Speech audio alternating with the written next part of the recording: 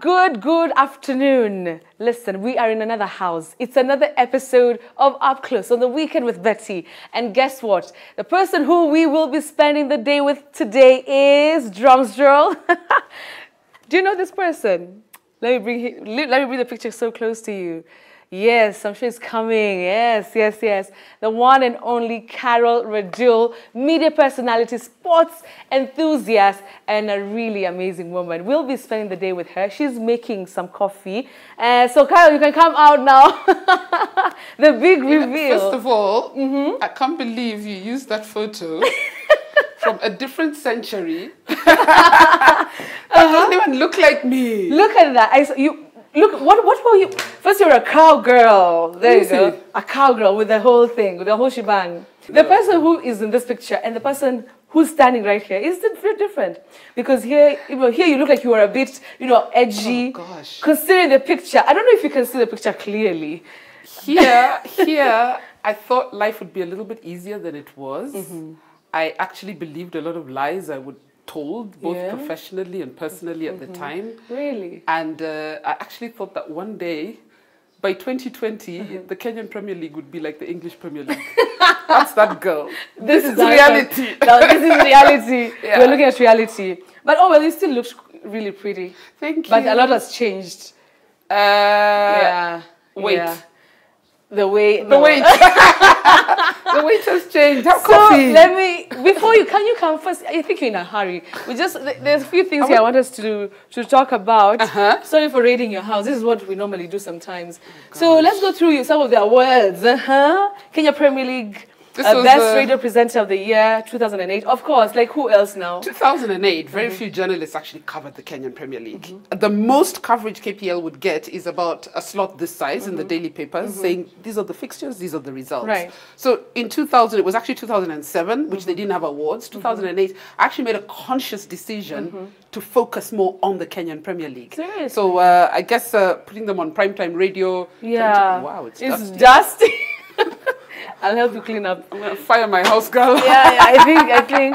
How did you put it? I don't. Yeah. So you have your Arsenal piggyback over there, and it actually has money, but not enough money to buy any goals. No, and there are a lot of old coins. When they get rid of our old coins as well, at least I'll have stock. Oh, you have stock. Yeah. This is nice. Everything's just Arsenal over here. This is Arsenal. But if I can tell you a story, I wish this was all, say, Gor Mahia or ZFC or AFC Leopards.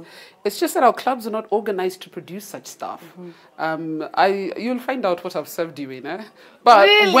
when there's merchandise and jerseys for Kenyan Premier League clubs, I make sure I always buy, whether I support them or not. People always ask me, which team do you support? I'm like, okay, I have a Gor jersey, an AFC jersey, a Sofa Paka jersey, a Malari jersey. The other day I got a Shabana jersey, a ZFC jersey. So you're all-rounded. Our clubs need more. Our clubs need more than just noise. Our clubs actually need you to show up and buy what they have and support them financially and with whatever platforms you have. Right. So the minute they start producing things like this, you will buy. Yeah. And today I will buy a jazz study. Thank you. We have to. The whole squad, the whole crew, Sarah, Wangugi, and I hope you pay them enough. They are paid enough. I mean, it's up close. All right, fine. Let's have some coffee, and then later on, obviously, you're going to work. Yes, I have a show to do we'll today. Be taking the score.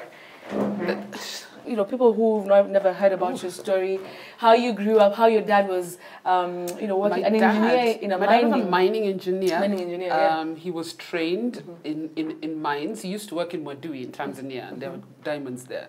So he actually didn't have enough money to go to any college, but he worked in the mines after his A-levels. So somebody was like, this guy is a little sharp. Can we sponsor you to a mining course? And he was like, what else am I going to do? Just like that? Yeah, and they sent him to London. He went to Camborne School of Mines. And eventually, by the time I was born, he was working in Botswana for De Beers mining company, which was the biggest mining company in the world. And we were there for about 10 years. So my primary years were all spent in Botswana with my sister and my two brothers. Yeah. And so I grew up there and came back to Kenya. So coming back to now you in Kenya, okay, so your sister, your sisters and brother, So how was it? How was it here? Well, of course, I came later in high school, went to a private school, eventually went to Kenya High School. So you guys are the ones, you guys are they're called punks, you know, like rich kids. Yeah? Rich kids of Kenya, rich kids of from Botswana. You know, that is the assumption. Yeah, tell me about it. When my dad was working in Botswana, we had money. When we left Botswana, my dad actually went to Angola for 2 years. And the plan was for him to go to Angola for about 5 years. We came here because there was a war in Angola in the 80s. But he ended up cutting that short to 2 years because of the war. It was too dangerous. So there was a time in the 90s that we almost lost a lot of our money. And it's the same time that my young brother got cancer. So here my dad was, he's out of a job, but he started businesses, and he's dealing with the first cancer case in the family. And it drained us as a family. What kind of cancer was that? He had Hodgkin's disease. It's a form of leukemia. So that, of course, threw out the finances. How was it having your brother sick? Oh, that was hard. We were teens. He was 14. I was 15. I mean, it was hard. It was 7 months from the time he was diagnosed to the time he passed away. It was exactly 7 months. What? So by the time you're breathing to think how we're going to deal with it, it's over. So you're like, okay, nobody dies in my family. And I was in Form 4 by the time he died. So it just messed up my education. It was hard. And then my mom took it the hardest because she's the one who had to stay up with him at night. He's throwing up, he's not eating, he lost weight. He was already a slim child. He lost weight, lost his hair, all these things that happens when you have cancer. And you also lost your dad to cancer? I lost my dad to prostate cancer. His was slightly better in that, I mean, he had 10 years of it.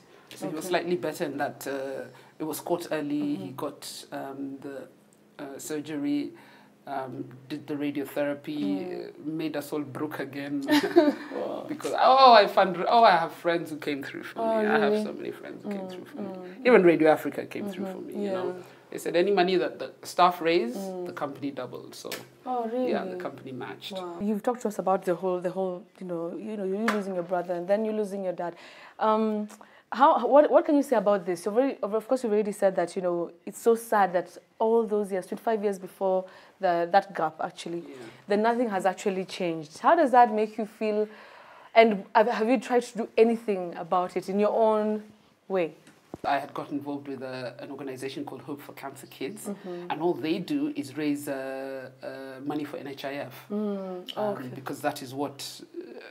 many people who are admitted in Kenyatta, they don't have NHIF, and you all know that bed nights can ruin you. Yes. So we went on a campaign literally raising 3,000 shillings to cover one child for a year. What? And that was fantastic. I mean, I love that exercise. And a lot of my friends came through for that. Let's talk about your relationship with your mom, your sisters. You guys see each other on a daily? Well, my sister... You and your sister look so much alike. Oh, she's as pretty as me. Oh, come on. Come on. Okay, she's older than me by a year, so she's going to say, no, she came first. Yeah. But we're tight as... She's my best friend. And that's nice. She's the one person who doesn't take my nonsense. What about your mom? My mom now lives alone in Bondo. She's a caterer. She has a catering group. They do events and catering stuff in Shags. Top quality. She's a very good. Scarce advertisement in you. No. I'm just saying. No, please give her. It's your mom. Call Auntie Ida and ask Auntie Ida about my mom and how she caters. See, by then you organize Auntie Ida for Upclose. We've been looking for her. Auntie Ida, Auntie Ida, come for Upclose. Auntie Ida, please come for Upclose. We're asking nicely. We're asking nicely. So she does a catering business and everything. Yeah, and she's of course the rock in the family now because it's her and my sister and I. I lost my other brother about 20 years ago. He got stabbed in some thug stabbed him, punctured his spleen. He had surgery, just didn't go down well. Yeah, but it was about 20 years ago, 98, 22 years ago. You've gone through so much. You've gone through so much, and here you are so strong, speaking about all these experiences so, strongly. I can now because time has passed. Of course, when it happens, and then there are those days that, like for me, May is a hard month. My small brother died on the 15th of May. My dad died on the 19th of May. So May is just a crazy month for me, So let's talk about Auntie Ida. Ida Odinga. Yes. To be more precise. So how's that relationship? How is she as an aunt? When we first went to Kenya High School, there were no boarding places. So we lived with her because she was a teacher there. Yes. She's actually my geography teacher. Imagine Seriously? living with her and then you're going to school and she's your teacher. And then she gives you homework. And then she won't Was she like was Mama Ida like a strict teacher? Was she strict? She was fair. Yeah, that's okay. I would say she was fair. Yeah. If you talk to old girls, they tell you we loved Auntie. We used to call her Dingy. Oh, God. Dingy? I don't know if she knows that. What does dingy mean? Just short for a dinga. So we used to call her Dingy. Yeah. Dingy! So we'll go see Carol Radull in action, in studio, and I can't wait to see that. Yeah, and a lot more things, Is she dating? Is she, yeah. And all those things. Let's go to work. All right, this is Up Close on the Weekend with Betsy. Today we're spending our afternoon. It's a Saturday afternoon, by the way, with Carol Radull. She made us work on a Saturday, but it's fine. I work on Saturday. I work on Friday and Saturday. Okay.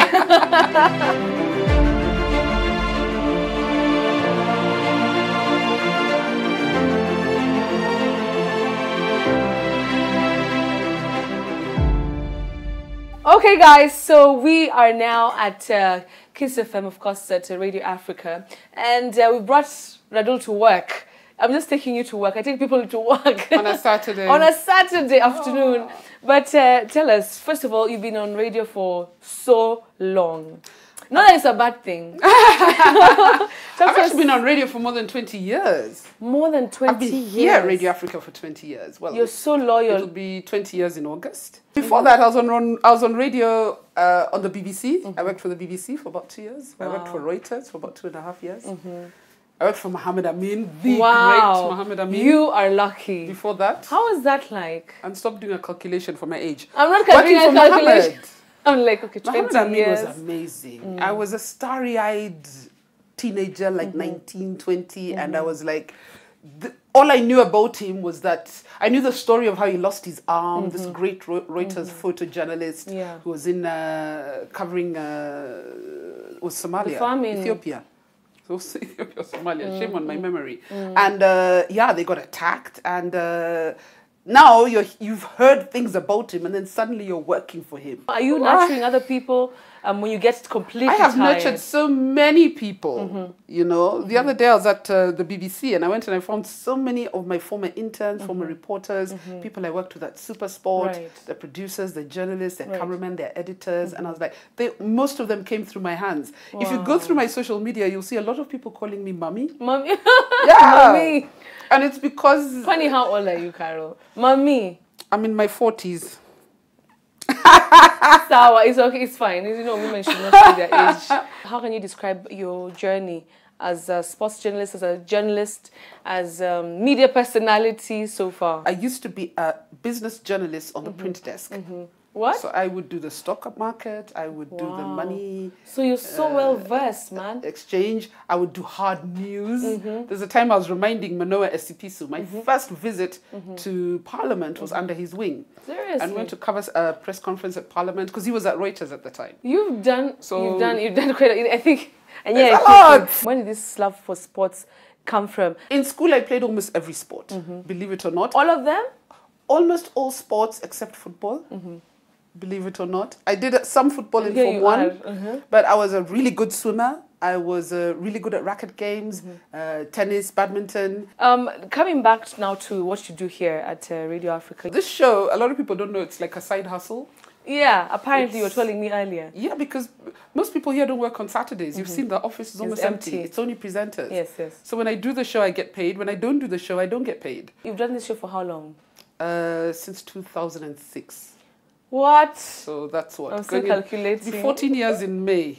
What? 14 years? And I started with Jimmy, then Minor, and then the current setup, Joy and Kiani. Okay. Now let's talk about the t-shirt you're wearing. And where's my hoodie? Just a study. Just a study. My favorite Your hoodie subject. is like your baby, literally. I have a hoodie for you. I have a hoodie for you. Let's see. And I hope it fits. Thanks. Let's see. Oh, this is really nice. I love it. So let me just try it. I should actually have given this to you at the end so that I can tell you about that. Because first I want to tell you about Jazza Study. Basi is fine. I can just put it on for now. The reason we started Jazza Study was because I felt shame when I went to the stadium and there was nobody there. Right. And this was how long ago? The first time I did it without a name was around 2008. And I would just call my friends, call Caroline Mutoko, Laria Sego, Jalango, Fidel Odinga, the late Fidel Odinga, and I tell them every Sunday, let's go and watch one game and build hype around the game. Because a lot of people were saying the stadiums are insecure. You know, if I ask you why you don't go, you have perceptions that are not really true. Really? Yes, we have 1 or 2 games or 1 or 2 clashes involving some of the bigger sides, which are touch and go. But there are 20 teams there are 18 teams right now in the Kenyan Premier League. There are 20 in the Super League. And we have 3 other or 4 other tiers of leagues with low risk games that you can go and enjoy yourself just as a trial. Yeah. So I started in 2008 on my own, and because it started as fans just doing this, it didn't last very long. Right. A few years ago, I got a call from Bram Karamoja and his team. Chris Darling, the guys who now had formed Jazza Study as a company. Right. And they said, Radull, we want you on board because you're passionate about sport and we need somebody who's going to help us push this agenda. Yeah. We've gone a step further to tell the clubs we work with, and not every clubs are receptive. Right? Yes, yes. The clubs we work with, we tell them, we can't keep this up. You need to brand, you need to market. You need to get on social media as a club. You need to tell your players to get on social media as players. Yeah. Every weekend, all of you, print a flyer, post it. And what you'll find is many people who come for these Jazza Study games actually enjoy themselves. Yeah. They're like, this is not half bad. Yes, yes. It's not as insecure as I thought. Yes. And you've never gotten any support from the government? I just had to throw it in there just to... Yeah. No, none. We have sponsors who come in and out, who cover our costs when they're there, because you have costs of sound, you have costs of artists and all these things. This hoodie you're wearing, we sell hoodies and T-shirts and tracksuits and stuff. Any money, we don't make profit. This is 2,500 shillings. Okay. It's not can bad. Can I buy one? Absolutely. Thank you. Thank all right. you. Yeah, I'm gonna get one. At least just write the name BK. On the side, is it possible? I will write BK. I will write whatever you want. But thank you for buying. Yeah, I'll buy it. And so the next time you're going for the game will come. Thank you so much. Yeah, we'll come. We'll come. And I'll rally my fans also. So you rally yours and I rally mine. Yeah. Yeah. There's an article I read online and it said, has Carol Radull found the love of her life? It was like a romantic, what do they call it? Soap opera. So, yeah. Hey, Paka, you're even like, oh. It's too hot in here.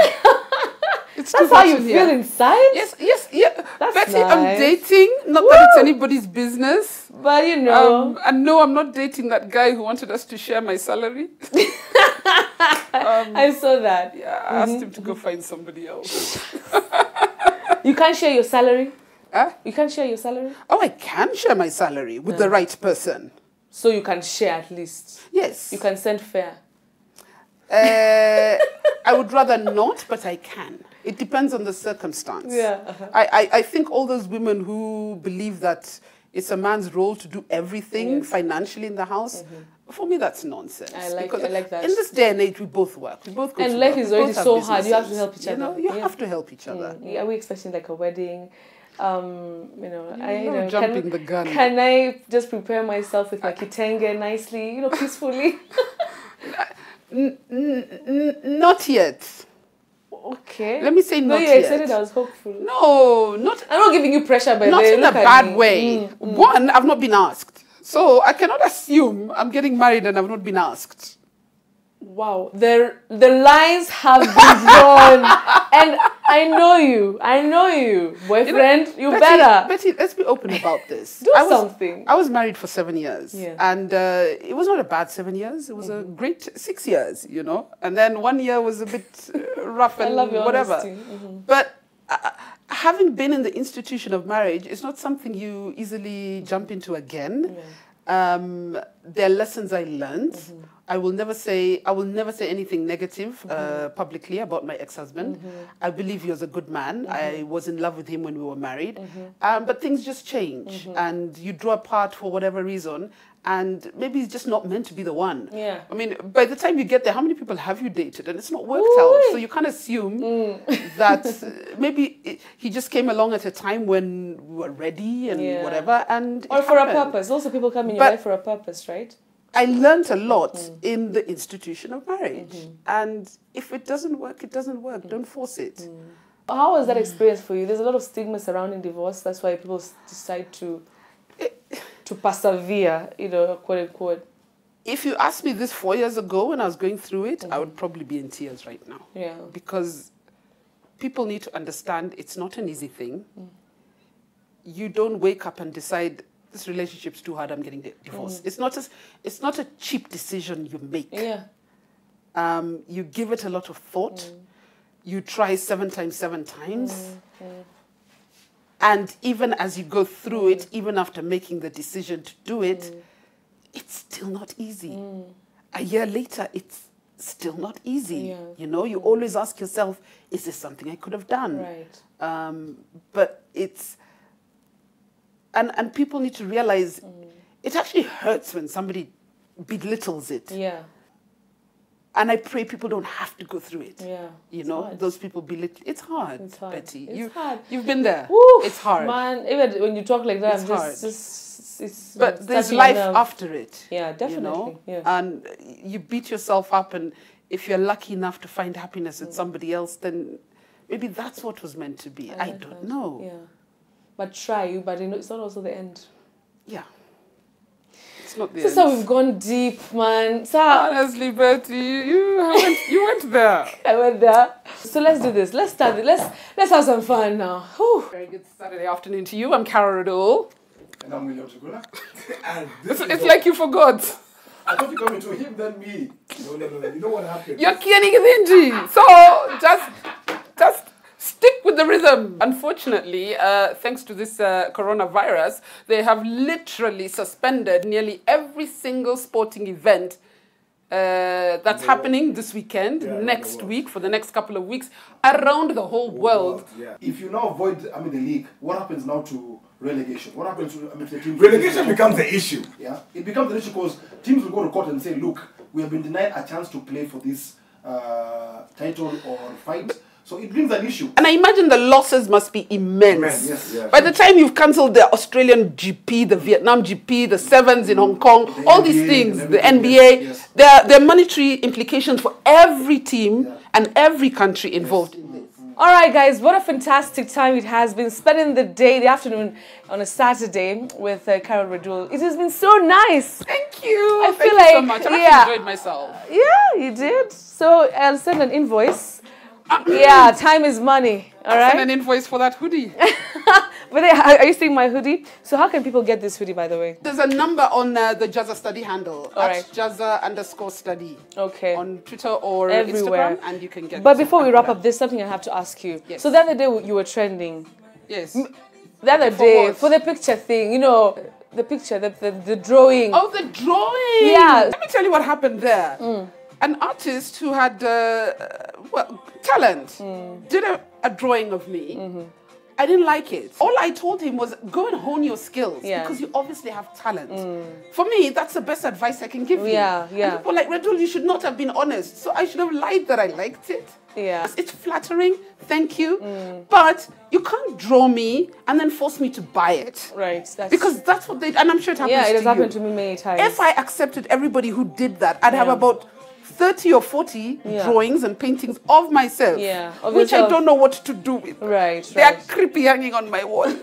Someone even wanted to sell for 25,000 shillings. Oh, 20,000. I'm going to buy it. Yeah, well, not that one, but somebody else has done a really nice one of me. But for 25,000 shillings, I need to buy sanitizer. I need to buy meat. You know, I have costs. Yeah, you have costs. So talk to your fans, people who are watching you tonight. And I just want to say I appreciate your support. Right. You know? We are who we are because of how people receive us. Right. Thank you to all those who follow me on social media. Thank you to everyone who listens to The Score. But more importantly, thank you to those who turn up for Jazza Study activations and for other Kenyan football games. Please go and support Kenyan football. We'll never grow if we don't support our own. So thank you so much. It's back to studio. You want to say goodbye? Thanks so much to you guys, and yeah, blow a kiss, do something, blow a kiss, you know, make it nicer. Blow a kiss. See, you blew the other time. Oh, it's safe. We're out, back to studio.